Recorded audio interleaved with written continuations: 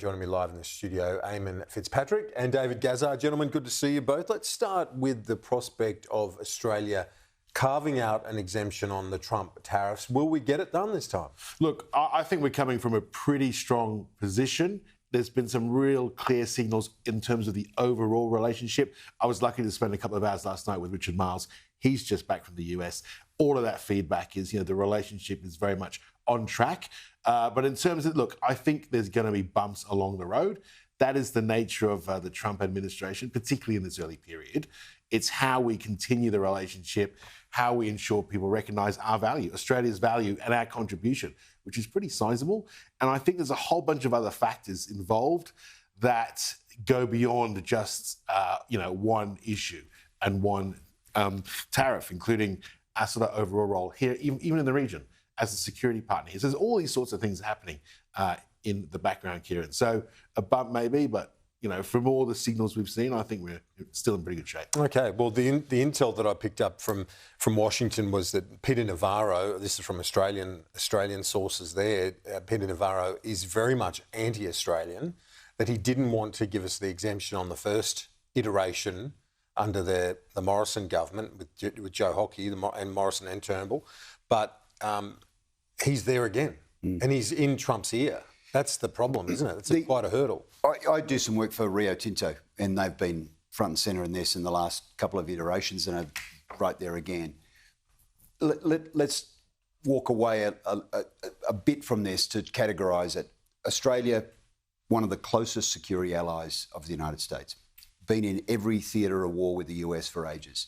We have a trade surplus. We have fixed this problem before through Scott Morrison in the last iteration with this, when President Trump was in his first term. At that time, and President Trump's comments have been the same this time, the trade guys wanted the tariffs and the quota caps. The security guys who outrank him said, President, are you really going to do this to one of our closest allies? And to his credit, he said, no, we're not going to do that.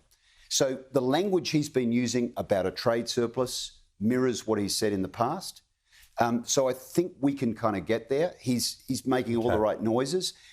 There is no Commerce Secretary that's been appointed yet, and this falls under the Commerce Secretary. So I think it will take some time to play out. Maybe Don Farrell plays a key role in that sense as the Trade Minister. He's awaiting that Commerce Secretary to be confirmed. He's got to get there. And to be fair, I know you're critical of the government on a range of fronts, but Farrell's been effective in trade. Yeah, it's an all-points bulletin, right? It's all hands to the wheel on this. And the last time it was resolved was at the G8 in Japan, with around the table, so it had got that high up, so it was Morrison appealing directly to President Trump. And he got the advice he needed at the time, and we staved that off. But, so it is going to take a persistent approach across multiple fronts. And as David says, it's on multiple fronts. It's not just saying, OK, you've got a surplus with us, but also tapping into what he rightly points out there, and that's that military history, the only nation to have fought alongside the US in every battle. That shouldn't be discounted either. I know there's some saying, he doesn't really care about that. I think Trump does. It's a matter of trying to get in his ear when you've got the Navarros of the world criticising Australia. Yeah, absolutely. And I think the elevation in terms of how the way Richard Marles was treated sends a very, very clear signal. He was right at the top of that meeting list. I think the other important thing in that regard is, they are withdrawing from things like aid, which we know is a huge stabiliser. We've seen that reduce on their part here in the South Pacific. We have really increased our investment. There is no doubt that the US will continue to see us not just as an ally, but a really valuable one, playing a much bigger role in this part of the world.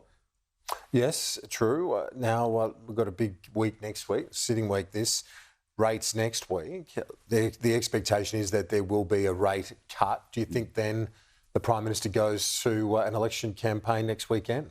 I think so. Not this weekend, following? Look, it's going to be in the next few weeks. We're going to have this call.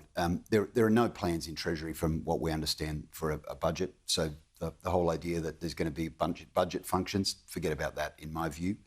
The longer this goes, based on the current polling trends, the worse it gets for the government. So there's the Prime Minister will be hoping for a bit of a Hail Mary. Rates, something goes wrong spectacularly on the domestic front or international front that he can fix. So he'll be waiting for some shock to the system. That may not come. The question really is a rate cut enough to rebalance the equation in favour of the government? Now, that's 12 rate cuts versus 12 rate hikes versus one cut. Maybe two. Possibly. But that would show if it's 2 rate cuts, the economy will be weaker than expected. So, everyone will be cheering, saying, hey, we've had 2 rate cuts because the economy is slowing faster than we thought, right? Which is not a great... Now, the other countervailing fact to this is a lot of people are coming off their fixed rates just now in January. So the price of their mortgage has gone from $1,500 a month on average to $4,500. So does a rate cut? It helps, but is it going to be enough to kind of put the genie of cost of living anger back in the bottle? That's a matter of conjecture. Well, that's the thing. I guess there's 2 points off that. Would it be enough to shift the psychology, give the government momentum? And secondly, with the polling the way it's been, do we start to see a tightening, as is often the case in a campaign, a tightening towards the incumbent? Well, I think both of those things, largely true. I think in terms of interest rates, whether you get 1 cut or 2, well, if we're talking 2 rate cuts, you're pushing it right out to May. So that brings all sorts of other factors. You could get a rate cut on April 1 as well. Yeah. So that's maybe 1 next week, 1 in April. Sure. And you have like an April 5 or 12 election. Sure. Which means, okay, and then if you get a rate cut, what it does, and look, I mean, people are pretty candid about this, it's not going to win you anything. I do think what it does is just help open the door more in terms of people, the people being more receptive, I think, to the arguments around what the government has done. This government's got a pretty good record, I've got to say, in terms of some of the things it's done. There is pretty good recall around some of those key cost of living measures already. We definitely know that. So, what I do think it is going to come down to, though, this is a cost of living election, right? It'll just be policy versus policy versus policy versus policy. Maybe more tax cuts. Well, that's not for me to say. But what I will say is execution is everything. Yeah. Execution is everything. I think the government's done pretty well in terms of execution. I think the opposition, that sort of, the FBT cuts for, eating out, I mean, that was pretty clumsily handled. And so, I think there's tightening on that side of the fence. So they need to sharpen up? I disagree with that. I think that was a signal to every small business in the country. And you think about restaurateurs, cafes, they are struggling, right? Small business guys, I'll be a beneficiary of this. You go out with a client, you want to reward someone, you want to have a strategy session, then you get back and your accountant says, you've got to pay FBT on the top of that, right? Like, this is not inclusive of alcohol anymore. I think it's a sign to small business more generally that the opposition is on their side, right? They want to give them a break. And they're really struggling at the moment. So it's a good signal in that sense. Yeah, Okay. I think so. David, Eamonn, great to see you both. Catch you next week.